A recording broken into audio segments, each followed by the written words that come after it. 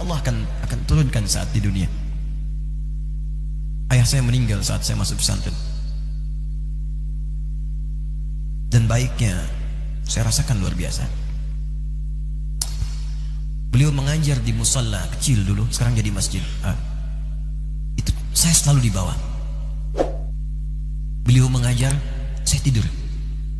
Sekarang gantian, saya mengajar, beliau tidur. Dan kadang dipangku, gendong sampai pulang. Saya pernah sengaja pura-pura tidur untuk ingin tahu apa yang dikerjakan ayah saya di jalan. Jaga betul supaya nggak bangun. Begitu saya disimpan di kasur dan bangun, diajak bercanda. Saya mau masuk pesantren, beliau nggak sempat ngantar.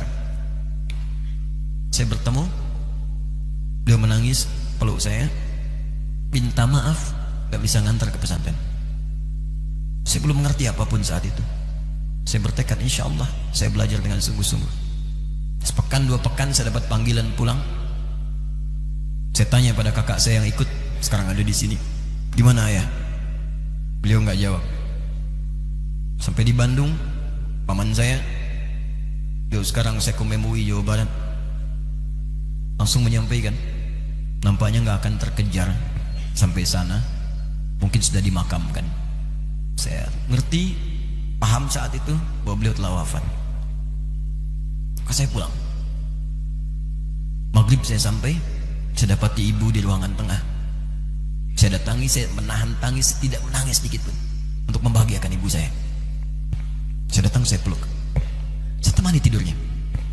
Itu pertemuan saya dengan ayah saya terakhir di mimpi. Saya bermimpi melihat sudah pakai kemeja, tersenyum, mendadahi saya. Ya sudah.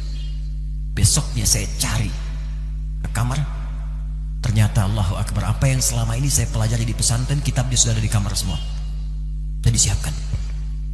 Saya menangis saat itu. Saya bawa mushaf. Jadi bapak saya, ayah saya, itu bajunya pun saat wafat dibagikan kepada sahabat-sahabatnya. Bajunya, kitab-kitab ini dibagikan. Ibu saya menunjukkan kemudian ada jam yang nanti nak pakai. Saya bilang, simpanlah. Saya bawa mushaf. Dengan mushaf itu saya duduk di ruangan tengah, saya menghadap ke kiblat dan saya mohon kepada Allah, ya Allah, saya tak punya kemampuan lagi membahagiakan ayah saya saat hidup di dunia, tapi mohon jadikan setiap huruf dalam Al-Quran ini, ya Allah, pahalanya mengalir untuk ayah saya.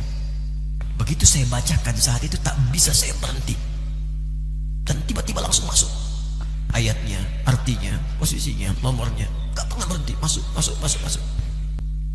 Saya bertekad ingin berbuat baik. Puncaknya saya sekolah. Ibu, ya Allah, saya ingin berbakti pada ibunda saya. Anda tahu apa yang terjadi? Demi Allah saya katakan, ketika Anda bersabar, ibu saya, Bu, Pak, itu krisis 97 Pak. Waktu krisis saya masuk pesantren, saya diberikan sempurna bekal seperti anak-anak lain.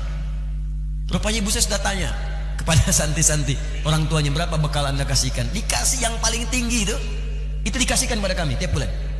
Saya terima. Satu kali libur saya pulang dari jauh, ibu saya tersenyum melihat sedang jemur pakaian, lihat saya. Begitu saya tiba, kaget saya. Ya kok pakaian ibu saya, pakaiannya nggak cocok dipakai gitu. Ini bukan pakaian ibu saya, kayak kain pel lah kalau sekarang. Saya masuk ke rumah, saya kejar, saya buka pakaiannya, lemarinya, saya nggak temukan sedikit pun. Saya kejar kakak saya, dia sudah siapkan makan. Kak perempuan kami yang kedua, mana pakaian ibu saya? Perhatikan jawabannya. Dia menangis saat itu. Dia bilang, mama itu telah menjual semua perhiasan dan pakaiannya untuk pendidikan kamu. Jual. Untuk kita katanya. Jual. Dan bertahan dengan 150.000 per bulan saat krisis. Jadi rupanya ibu saya itu makan nasi sehari cuma sekali.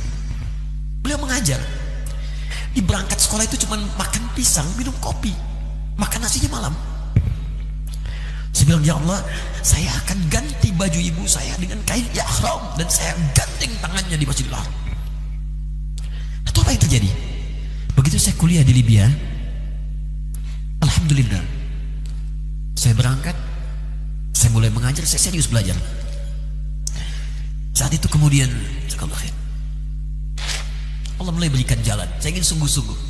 Malam saya bangun, saya sholat, saya belajar, saya menghafal Quran, saya belajar riwayat Quran. Puncaknya tiba. Saya ditugaskan pemerintah Indonesia saat itu untuk jadi petugas haji di Mekah. Saya telepon ibu saya. Saya bilang, "Ma, saya insya Allah akan haji 2010." Saya telepon Februari saat itu.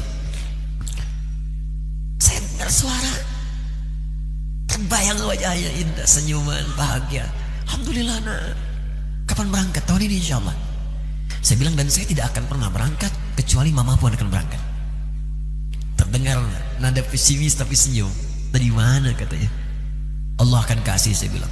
Saya sedang bekerja berusaha karena Allah. Mustahil Allah akan sia-siakan gitu. Berapa butuhnya? Porsinya 25 juta. Kapan harus ada? Bulan Juni. Ya, jadi dari Februari ke Juni itu. Ya, Juli bukan Juni, Juli. Ya, jadi saya masih ingat tuh bulan 7 5 bulan tuh. Saya ibu, Pak, nabung saya. Saya beli tabungan, saya niatkan untuk ibu saya haji. Bulan Juli masih setor 25 juta. Jadi semua tabungan masukin situ. Ada yang ngajar ngasih, masukin situ. Masukin semua.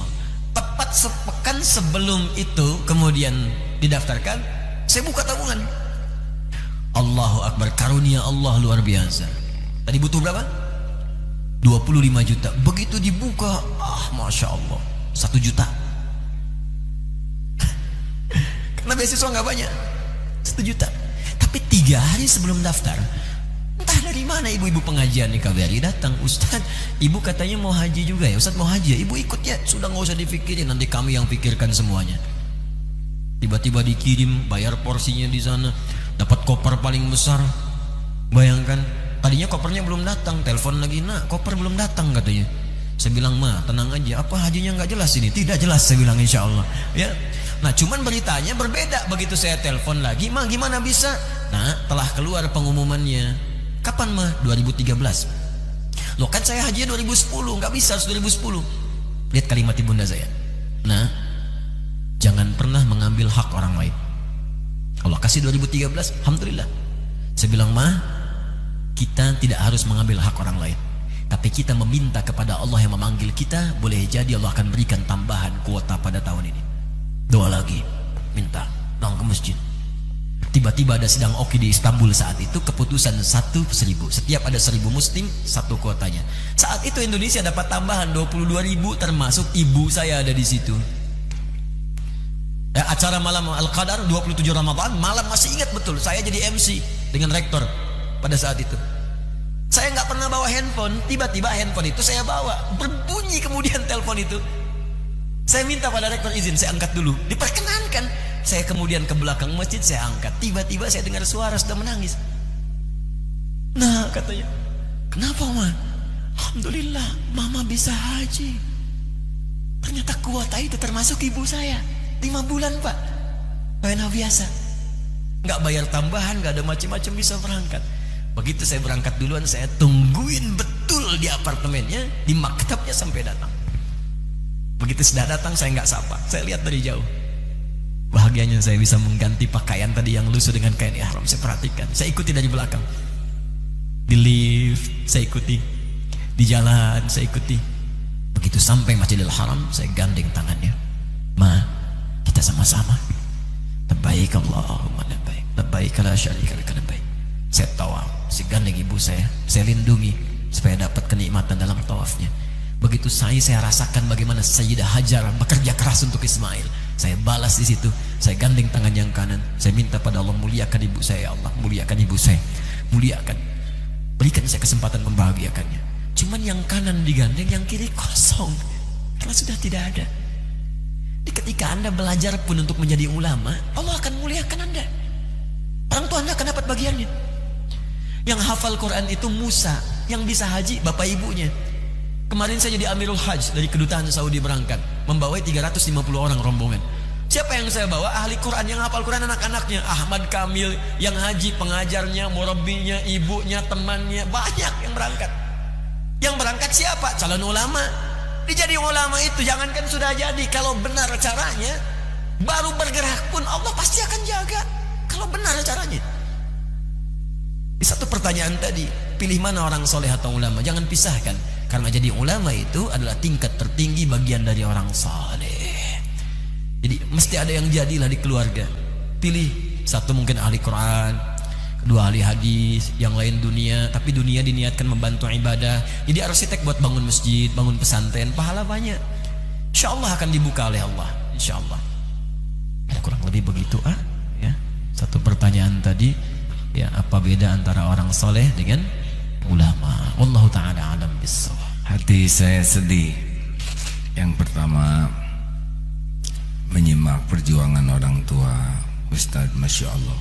Semoga ayah jadi ahli surga, ibu pun dimuliakan dunia akhirat. Tapi dari tadi saya sedih sekali.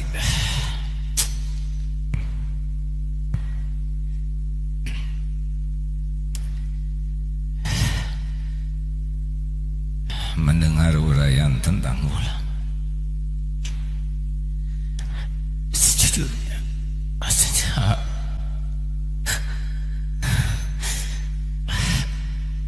sepertinya jauh sekali dari yang Ustaz sampaikan tadi. Saya Quran belum mengerti. Jangan kenapa bahasa Arab juga tidak fasih. Ilmu kita jauh. Gimana Ustaz? Gak kepikir punya posisi seperti sekarang ini. Tapi kalau kriteria ulama seperti tadi,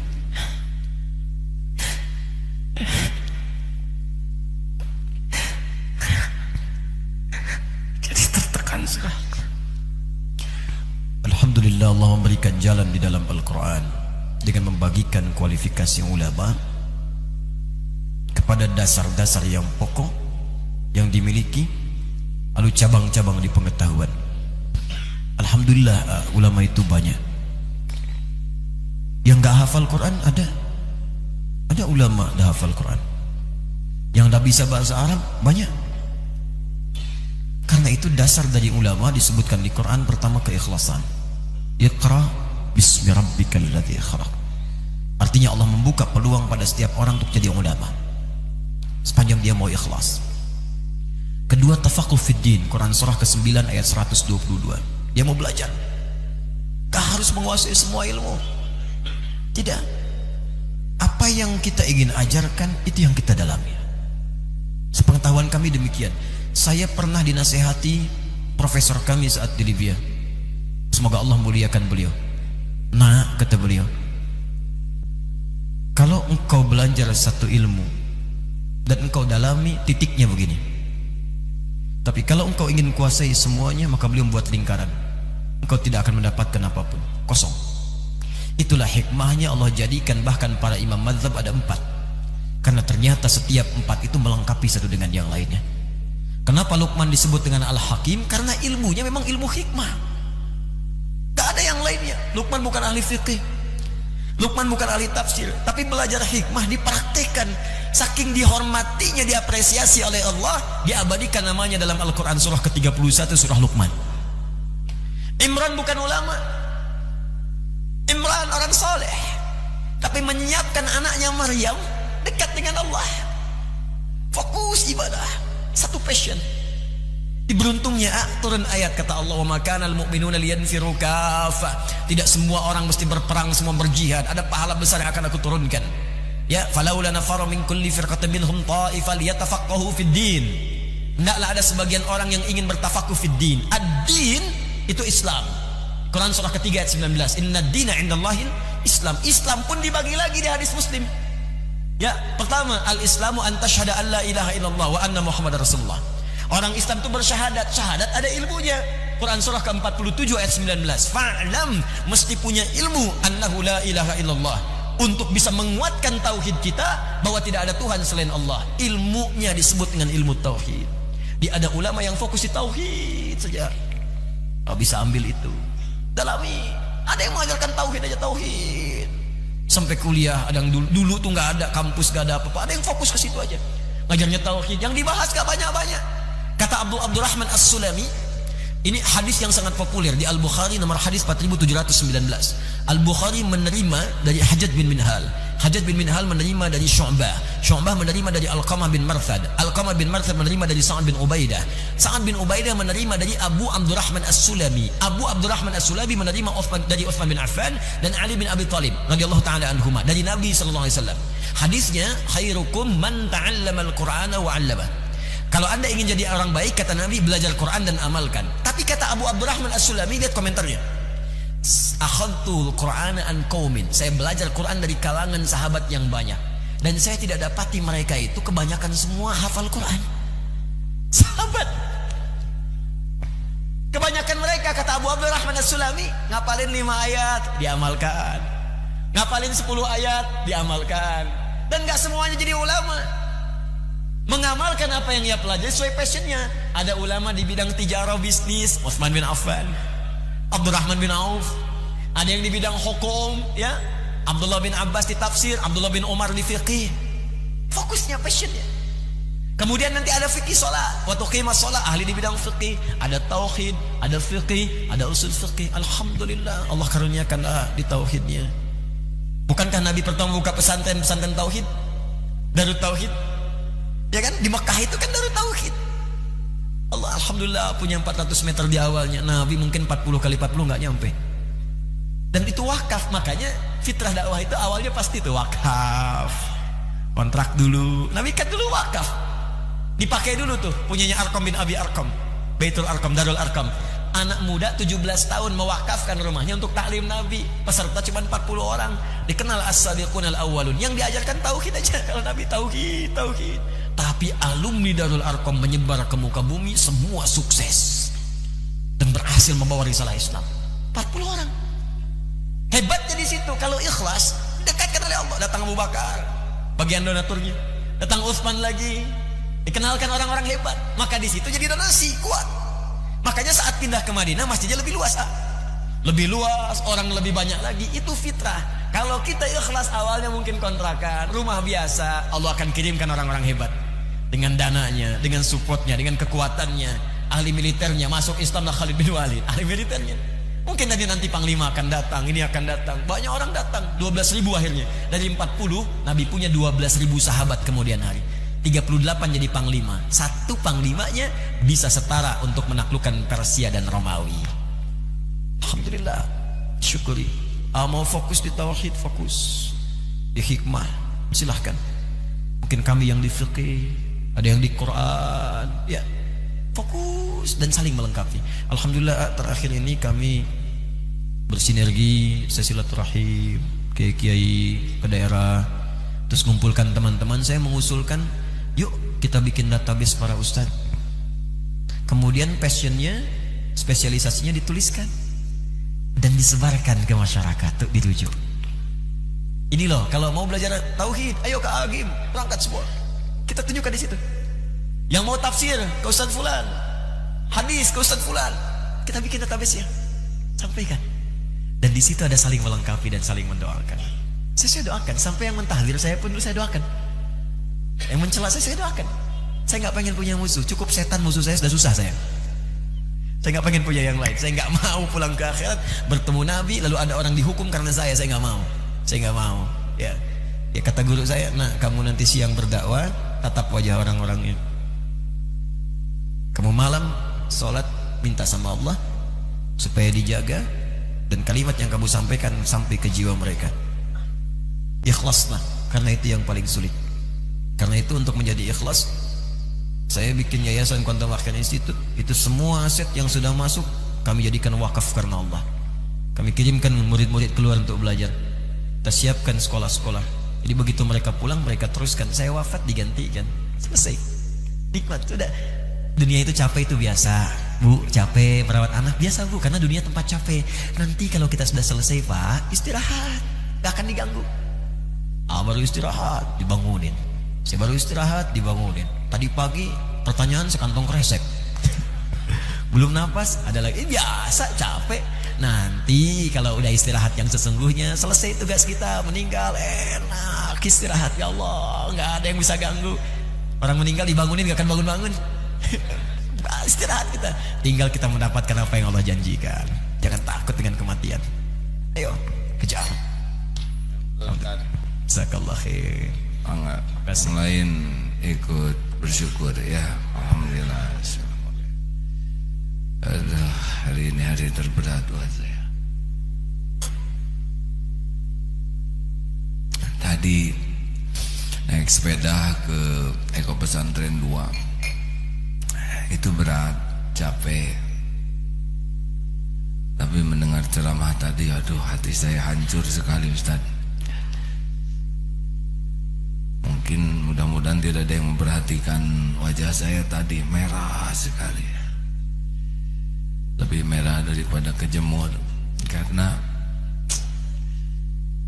ya seperti yang tadi diungkapkan, tapi jawaban Ustaz Masya Allah, Alhamdulillah melegakan. Saya juga belajar Ustaz ngapalin gitu. Gak malu, di sini banyak santri penghafal Quran.